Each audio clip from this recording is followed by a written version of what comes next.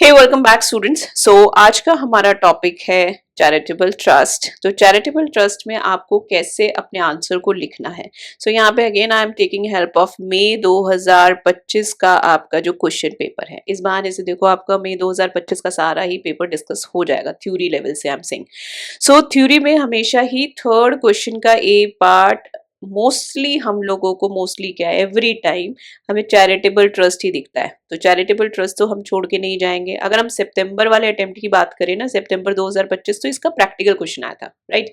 But इसका theory और practical एक जैसी सी रहता है, क्योंकि हमें आंसर लिखते वक्त हमेशा ही कुछ ना कुछ फिगर्स को ही कैलकुलेट करना होता है, सिर्फ प्रेजेंटेशन का फर्क रहता है। तो फिलहाल I am considering the theoretical part, ठीक है।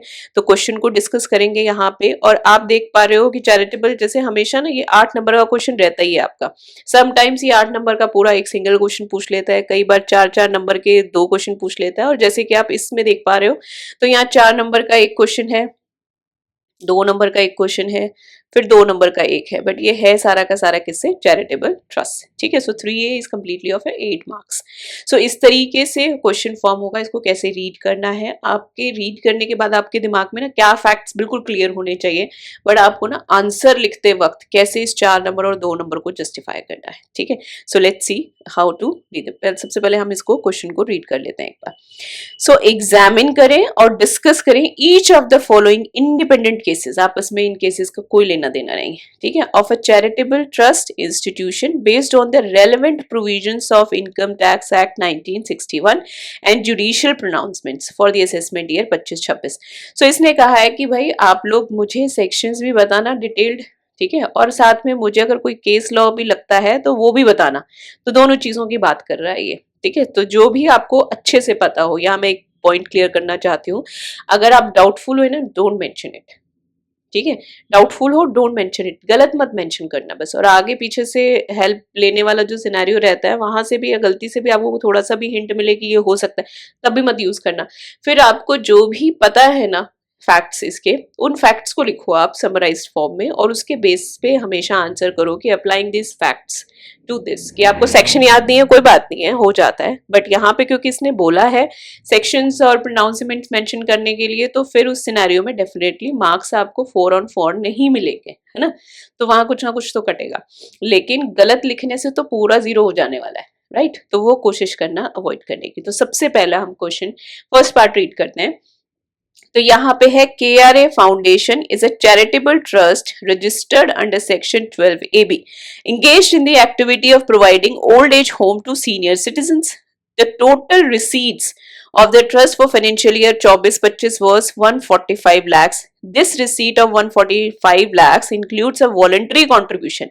इंक्लूड कर रहा है voluntary contribution from mister Keshav, a resident individual, amounting to ₹70,000, ठीक है, during financial year 24-25। Out of the total receipt the trust, total receipt में से, ठीक है, the trust gave an unsecured loan, unsecured loan of 5 lakhs to whom, mister Keshav. Who is mister Keshav? Is the same one, ठीक है, at an interest of 12%, जबकि schedule bank charges interest are of 11.50% for a similar kind of loan. The trust has always applied 85% of the total receipt for its objects. Discuss the implications in the hands of the trust as per the provisions of the Income Tax Act. Income Tax Act के provisions के हिसाब से trust के ऊपर इसके क्या implications होंगे वो डिस्कस करना है। तो सबसे पहले समझो क्वेश्चन की आउटलाइनिंग, क्वेश्चन हमसे क्या कह रहा है, ठीक है। यहाँ पे ये जो KRA फाउंडेशन है बेसिकली ये रजिस्टर्ड है अंडर सेक्शन 12AB, राइट। सो ये एक चैरिटेबल ट्रस्ट है जिसको कि 145 lakhs की क्या मिली है, यहाँ पे टोटल रिसीट्स है इनकी 145 लाख की, जिसमें से कि 70,000 की वॉलेंट्री डोनेशंस है, इससे मिस्टर केशव से, मिस्टर केशव से, ठीक है। तो ट्रस्ट क्या करता है, अनसिक्योर्ड लोन्स देता है, कितने, 5 लाख रुपए, किसको, मिस्टर केशव को, और वो भी कितना, 12% इंटरेस्ट रेट पे, ठीक है। जबकि बैंक रेट जो है सिमिलर लोन का वो क्या है, 11.5%। सो यहाँ क्वेश्चन कह रहा है कि क्या ये वॉयलेशन है, टैक्सेबिलिटी क्या होगी यहाँ पे, ठीक है, क्वेश्चन सबको अच्छे से समझ आ गया, क्योंकि वो समझना बहुत जरूरी है। अब एक एक करके हम इसके पॉइंट्स को समझते हैं, ठीक है, और फिर हम इसकी आंसर लिखने की स्ट्रैटेजी देखेंगे। तो 4 मार्क्स के लिए हमको आंसर क्या लिखना है, ठीक है। So here I am converting this to a page. Clear है? सो आंसर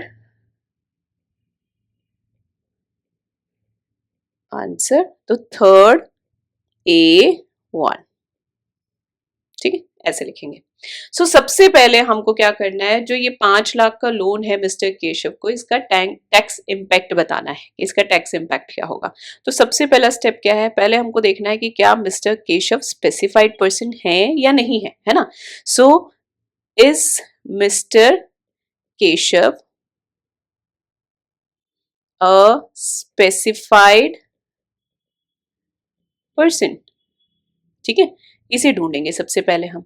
तो उसके लिए हमने यहाँ पे क्या देखा है कि जो सेक्शन 13(3) था ना, उसकी लिमिट्स क्या कहती थी, उसकी लिमिट्स कहती थी कि आप अगर 50,000 से ऊपर, 50,000 से ऊपर, इक्वली अबव 50,000 से ऊपर अबव डोनेशन देते हो, ठीक है, तो उस केस में आप क्या कहलाओगे, स्पेसिफाइड पर्सन। सो यहाँ पे क्या है, इस सेक्शन को अगर हम देखें तो यहाँ पे डोनेशन क्या कितनी दी है, mister Keshav gave 70,000 donation which is more than 50,000, ठीक है। so he becomes a specified person। अब देखो यहाँ पे ना मैंने ना सेक्शन मेंशन करके इरेजर उठा लिया था, सेक्शन मेंशन करके ना मैंने यहाँ सिर्फ और सिर्फ ये एक वैल्यू मेंशन कर दी है ना। अगर मैं यहाँ पे ये सेक्शन मेंशन नहीं करती, क्योंकि मुझे याद नहीं है या जो भी इशू था, तो फिर मुझे क्या लिखना पड़ेगा, as per section provisions, as per the provisions of income tax act, और फिर मुझे 13(3) का जो कुछ भी याद था समरी, वो समरी मुझे यहाँ लिखनी पड़ती है, as per some of the section ये फैक्ट्स होते हैं, और फिर मैं लिखती है अप्लाइंग दोज फैक्ट्स तो मिस्टर केशव ने इतना दिया है and that's more than that. मतलब यहाँ से ऑनवर्ड तो आप सीधे चलोगे, बट ये अगर आपने सेक्शन मेंशन नहीं किया तो इस सेक्शन की आप यहाँ समरी लिखोगे, ठीक है, क्योंकि एग्जामिनर को पता तो चले आपने किस बेसिस पे कह दिया ये सब कुछ। सेक्शन कहोगे तो सेक्शन की रेफरेंस ले लेगा कि अच्छा हाँ वो तो कह रहा था, और सीधे, तो इससे क्या होता है, आपका टाइम सेव होता है हमेशा थ्योरी के क्वेश्चंस में, ठीक है। दूसरी चीज, ये हमारा फर्स्ट पॉइंटर हो गया। दूसरा, क्या बेनिफिट दिया गया था उसे, हमें ये डिसाइड करना है, ठीक है। सो सबसे पहले यहाँ पे बेनिफिट टू स्पेसिफाइड पर्सन, ये चेक करना है हमें। हाँ, सो ट्रस्ट ने क्या किया, trust gave an unsecured loan of ₹5 lakhs, ठीक है। Interest charged was 12%, but bank rate was 11.50%, ठीक है। सो इंटरेस्ट का कुछ इशू होगा यहाँ पे, हाँ, so interest is not an issue. तो फिर इशू क्या है, loan without security is considered benefit under section 13(2) and 3, comma लगा के, ठीक है। क्या यहाँ कोई सिक्योरिटी रखी गई थी, द आंसर इज नो। तो यहाँ पे क्या यहाँ बेनिफिट कुछ दिया गया है, ऑफ कोर्स सिक्योरिटी नहीं है। इंटरेस्ट तो ठीक है, अगर बैंक का 11.50 उससे ज्यादा में है तो हम कोई इशू रेज नहीं कर रहे, ठीक है। सो यहाँ पे कॉन्सिक्वेंस क्या होगा, व्हाट इज द कॉन्सिक्वेंस, ठीक है। यहाँ पे आई एम राइटिंग ऑन, आप ये समझो पेज टर्न कर रही हूँ मैं, ठीक है। सो यहाँ पे कॉन्सिक्वेंस क्या होगा,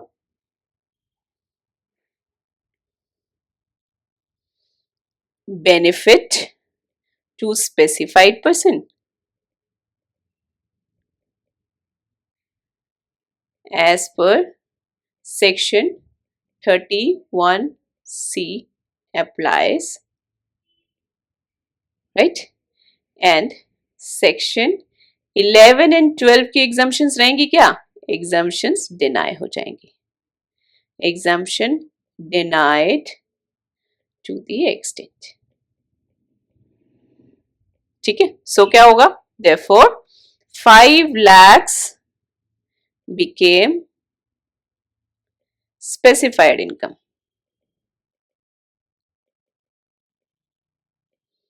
And hence taxable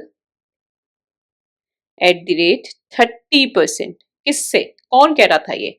As per section 115 BPI. ठीक है, क्या मैम ये मेंशन कर, बिल्कुल आप लोगों ने ये सब पढ़े हुए हैं. मैंने जो जो चैप्टर्स आपको बोले हैं थ्योरी के लिए खास करके, उनको तो आपने बिल्कुल अच्छे से पढ़ना है. ठीक है, क्या यहाँ क्वेश्चन खत्म हो जाता है? इतने से ही खत्म हो जाता है? नहीं, इसके साथ साथ यहाँ पे से पेनल्टी भी लगेगी. ठीक है, वो किस सेक्शन के अंडर लगेगी? Also here section 271 AAE penalty is attracted, which is, तो वो क्या रहती है?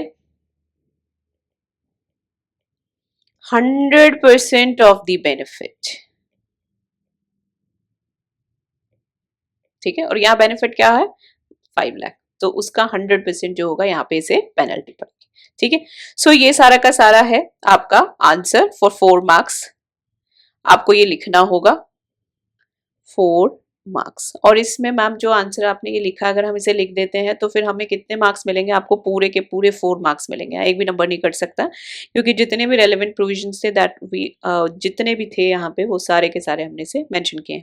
जैसे ही आप इन सेक्शंस को, what I have referred here, ठीक है, इन सेक्शंस को आप रिप्लेस करते हो विद जर्नल वर्डिंग्स. ठीक है, सिर्फ समरी लिखते हो आप यहाँ पे, तो उस सिनेरियो के अंदर डेफिनेटली जितने भी आप मिस आउट करेंगे उतने आपके आधे आधे नंबर के हिसाब से करके आप डिडक्ट कर सकते हो.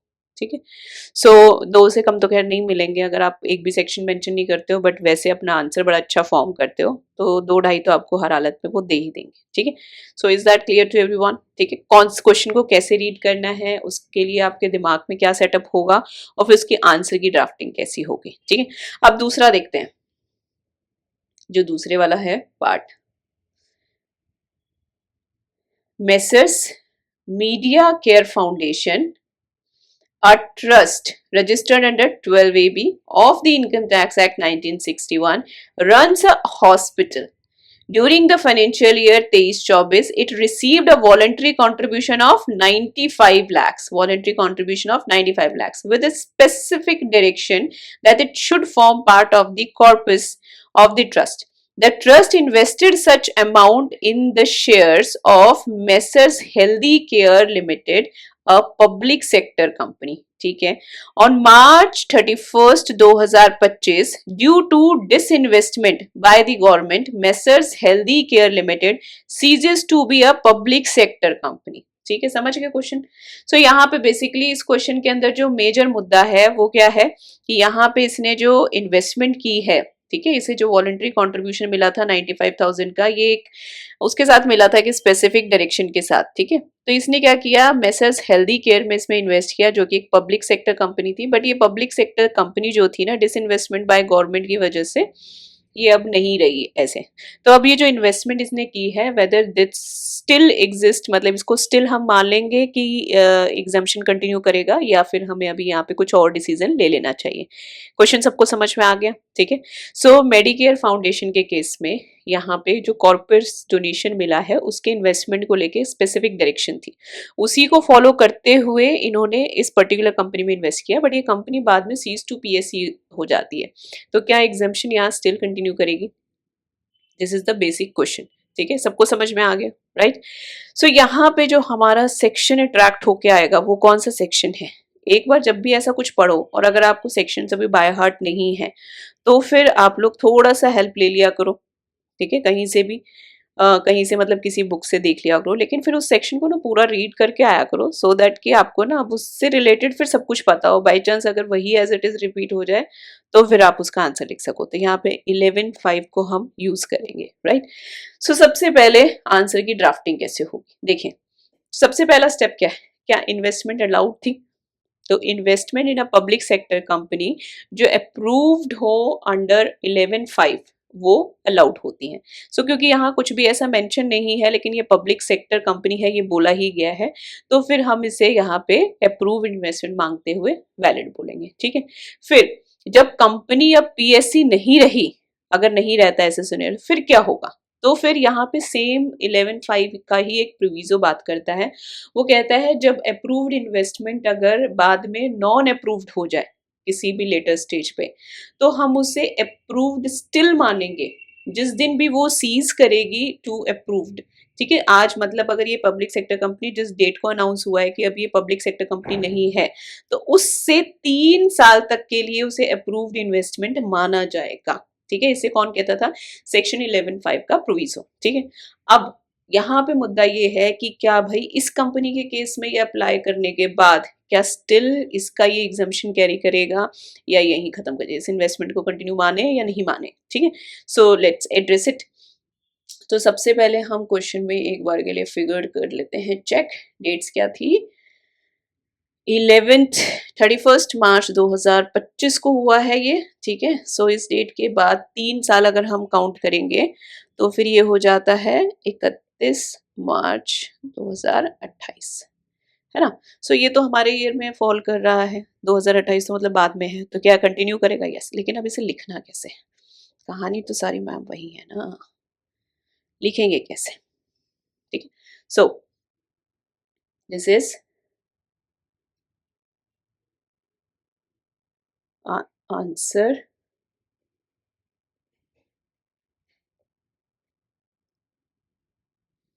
Answer 3A2। ठीक है, तो सबसे पहले हम क्या करेंगे? इज इन्वेस्टमेंट ओरिजिनली अलाउड, मतलब उसके बाद तो जो कुछ हुआ उसके बाद अलाउड है, वो बाद की सिचुएशन है। ओरिजिनली अलाउड थी तो हम बोलेंगे investment in a public sector company is approved under section 11.5, so valid। ठीक है, खत्म हो गया। अब हम दूसरा यहाँ पे मेंशन करेंगे कि अगर पीएससी नहीं रहता फिर क्या? what happens when PSC stops being a PSC? पता है आप लोगों को मेरी सबसे ज़्यादा मेहनत क्या हो रही है? किसी भी वर्ड को पूरा लिखने की। हम लोगों को इतनी आदत हो जाती है एब्रिविएशंस में और सीधे एक वर्ड लिखा और लाइन खींचने की। हमें बहुत एफर्ट लगता है कि लिखना है। पेपर तुम लोगों का है और देखो पूरा-पूरा वर्ड मुझे लिखना है, ठीक है? So as per section 11.5 proviso, ये मैं आप लोगों को वैसे भी बता रही हूँ कि जब कभी नहीं पता हो तो ऐसे मेंशन करते हैं। प्रोविज़ो लिखा, ठीक है? लेकिन उसमें कई सारे प्रोविज़न्स हैं मान लो, तो आपको नंबर नहीं आता तो प्रोविज़ो, ठीक है? क्या कह रहा था? अब यहाँ जो समरी लिखी जा रही है, व्हेन एन अप्रूव्ड इन्वेस्टमेंट, ये वाला आंसर हम 2 नंबर के लिए लिख रहे हैं, याद रखना, ठीक है? Approved investment letter becomes non approved, it is treated as an approved investment। अरे रुक जाओ भाई, for 3 more years, for 3 more years। ठीक है, सो अब हमें क्या करना है? हमने दोनों बातों को लिख दिया, तो लास्ट में हम क्या करेंगे? Conclude, conclusion. कंक्लूजन क्या निकलेगा इसका? Since the company became non PSC, कब हुई है? On 31/3/2025. The trust gets 3 years. So कब तक होंगे? 3 years to realign investments. ठीक है, that is up to 31/3/2028. Ma'am हमें ये डेट मेंशन करनी जरूरी है कि कब तक होगा? ऑफ कोर्स ये डेट आपको मेंशन करनी है. दिस इज वेरी इंपॉर्टेंट कि इन्वेस्टमेंट को वो कहीं और करे, उसके लिए 3 साल का पीरियड उसको दिया जाएगा. ठीक है, तो वो डेट मेंशन करोगी कब तक, क्योंकि इसके आगे का कोई भी सिनेरियो होगा तो ये कट ऑफ डेट है. अगर इसके बाद भी ये इधर ही कैरी ऑन करता है फिर नहीं इसको एग्जाम्पशन कैरी होगी. ठीक है, सो इसका इम्पैक्ट क्या हुआ? The exemption still continuous. ठीक है, क्लियर है? So this is answer for your 2 marks. अब इसके बाद हम देख लेते हैं थर्ड क्वेश्चन. ये क्वेश्चन ना देखने में ही लगते हैं इतने बड़े बड़े और बहुत टाइम ऐसा होता है कि रिपीट हो रहे होते हैं आपस में, कि कुछ ना कुछ चीज इसकी रिपीट होती रहती है. तो ये अब हम देख लेते हैं third part. Messrs Medicare foundation, a trust registered under section 12AB of the Income Tax Act 1961, which runs a hospital, also paid consultancy of fees rupees 1 lakh to Mr. Suresh, a doctor, on 31/8/2024. हमारे ही साल की बात कर रहे हैं. The trust did not deduct the TDS on consultancy fee paid to doctors. The accountant of the trust, या आप नहीं हो, है ना? The accountant of the trust claims that the trust is not liable to tax audit under section 44AB, being a trust, therefore it is out of the purview of section 194J. Question को समझ लो एक बार के लिए कि question किस चीज की बात कर रहा है. तो यहाँ पे जो मेडिकेयर फाउंडेशन है ये कंसल्टेंसी फी दे रही है और उसके रिगार्डिंग TDS को लेकर के हाँ मुद्दा है. तो ट्रस्ट ने 1 लाख की कंसल्टेंसी फी पे की है डॉक्टर को 31/8/2024 को. ठीक है, अब ट्रस्ट कहता है, बल्कि ट्रस्ट क्या कहता है, उसका अकाउंटेंट कह रहा है क्योंकि हम 44AB में लाइबल नहीं है ना टैक्स ऑडिट के लिए, तो फिर TDS under section 194J apply नहीं करता. तो क्या ये सही कह रहा है? अकाउंटेंट की बात नहीं करेंगे. देखो अकाउंटेंट ने बात किसको कही? मेसर्स मेडिकेयर फाउंडेशन को. तो ये जो सामने से आंसर आया है ये आंसर मेडिकेयर फाउंडेशन का है कि हमने इसलिए नहीं काटा है. ठीक है, सो जो भी इम्प्लीकेशंस होंगे किसके ऊपर होंगे? अकाउंटेंट पे होंगे या मेडिकेयर पे होंगे? मेडिकेयर पे होंगे. ठीक है, सो चलिए देख लेते हैं. अब इसमें हम लोगों को बेसिकली क्या पता होना चाहिए? हम लोगों को पता होना चाहिए 194J. 194J क्या टैक्स ऑडिट हो या ना हो, इस चीज से इम्पैक्ट होता था क्या? किस किस को याद है अच्छे से कि हमने ऐसा कुछ पढ़ा है? तो सबसे पहली सिचुएशन क्या है कि 194J अप्लाई करता था सब लोगों पे, तो मतलब ट्रस्ट पे भी हो रहा है ना, और वो प्रोफेशनल पेमेंट्स जो भी 30,000 से ऊपर होती है उसके ऊपर अप्लाई करता है. वहां पे 44AB की कोई कंडीशन नहीं होती है ना, कि टैक्स ऑडिट हुआ या नहीं हुआ इसकी कोई कंडीशन नहीं होती. तो इस वजह से हम यहाँ पे ये जो क्लेम इसने दिया है ना अकाउंटेंट का, अफसोस है लेकिन ये क्लेम गलत है. तो यहाँ पे हम लोगों के जो एक्सप्लेनेशन 3 है सेक्शन की 11(1) की, और उसको हम एक्चुअल पेमेंट वाला जो सेक्शन था सेक्शन 40A, ठीक है, उन दोनों को अप्लाई करके देखेंगे तो क्या यहाँ पे ये जो एक्सपेंस हुआ है इस पे TDS नहीं कटा है तो क्या उसका 30% डिसअलाउ भी होगा? यस, वो डिसअलाउ भी होगा. ठीक है, सो बेसिकली 194J ने नहीं रोका था, ये तुमसे गलती हो गई है और इस गलती की तुम्हें क्या सजा मिलेगी कि जो तुम एक्सपेंस क्लेम कर रहे थे उसमें 30% डिसअलाउ हो जाएगा. ठीक है, और बाय वर्च्यू ऑफ जो सेक्शंस मैंने बताए. ठीक है, अब देखो इसको लिखना कैसे.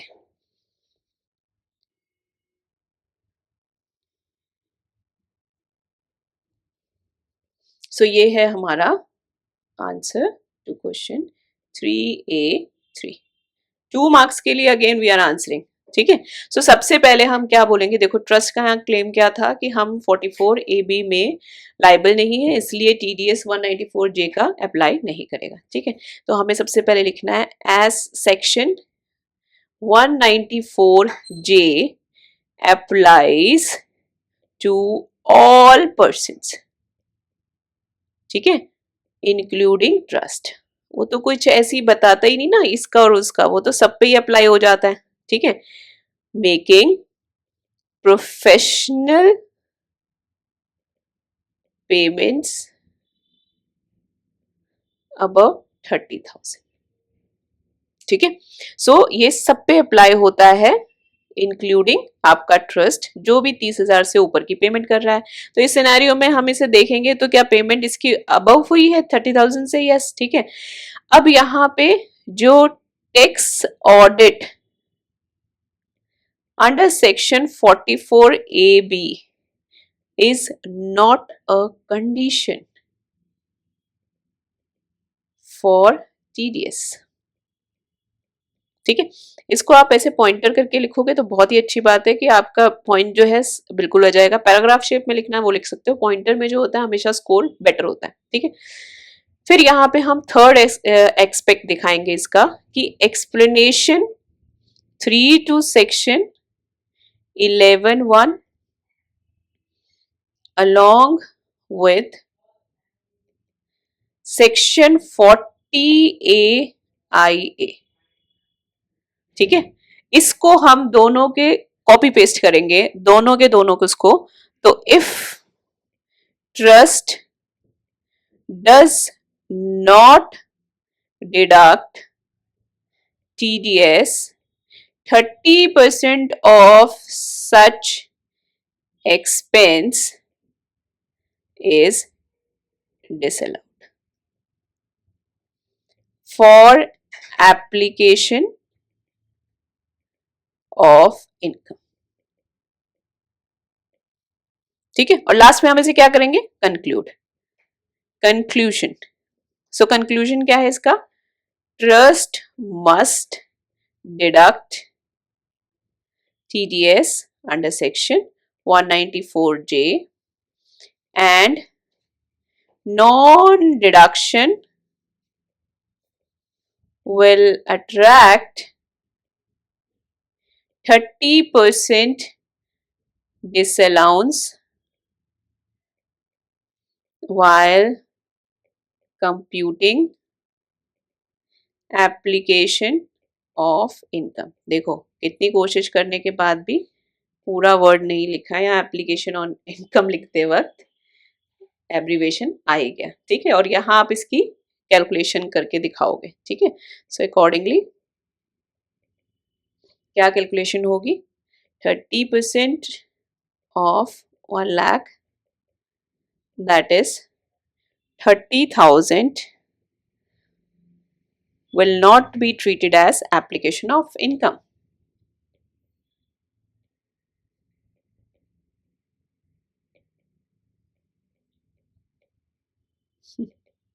application of income। Is this clear to everyone? ठीक है, सो ये है आप लोगों का क्वेश्चन नंबर 3A 8 मार्क्स के लिए, जिसमें बेसिकली आपको ये सारा का सारा आंसर लिखना होगा। आई होप कि मैं इसमें आप लोगों को समझा पाई हूँ द पैटर्न। स्टिल अगर किसी को कुछ इशू लगता है आंसर में, कुछ और आप लोगों का कुछ तरीका है, आप आंसर नीचे लिख के छोड़ सकते हो, मैं उसमें आप लोगों को कुछ करेक्शन होगा तो आई टेल यू।